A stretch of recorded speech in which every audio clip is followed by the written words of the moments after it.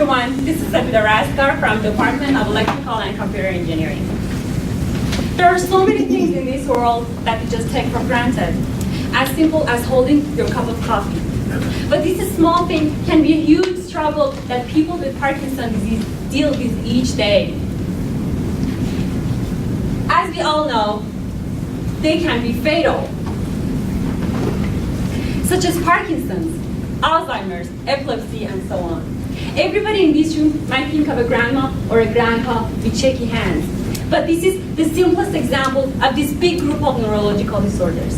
They could be fatal.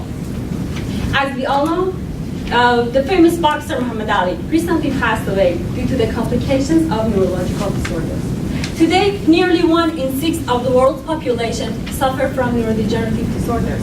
The disorders that are related to the death or malfunction of the neurons in the brain.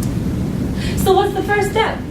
Well, the first step is to diagnose the disease. That is, to find the neurons which are degenerated and are not doing so good and cause the diseases. Well, how to diagnose the disease? That is the main topic of my PhD thesis. In my research, I fabricate devices that interface directly with the brain and communicate directly with a human neuron. In that case, we are able to detect the degenerated neurons. But there is a big challenge. I'll give you an example. Back to our childhood, when we used to talk with our walkie-talkies to our friends. Do you remember what was so annoying about them? It was the noise.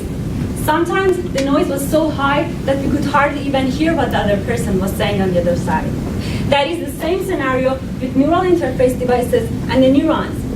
The signals that these neurons create are so weak and hard to detect. That means sometimes the level of the noise can be comparable to the level of the signal. So it's extremely important to find materials for these devices that can decrease this noise and increase this signal to improve this overall communication with the brain. And I'm so glad to announce that we came up with nanomaterials that can decrease this noise and increase this signal significantly to enhance our communication with the neurons. The outcome of my research provides the opportunity to build the next generation of neural implants which are biocompatible and mechanically flexible, so it can be put onto the brain and record from the nerve cells and to understand what your neurons are complaining about, and eventually bring the life back to the patient.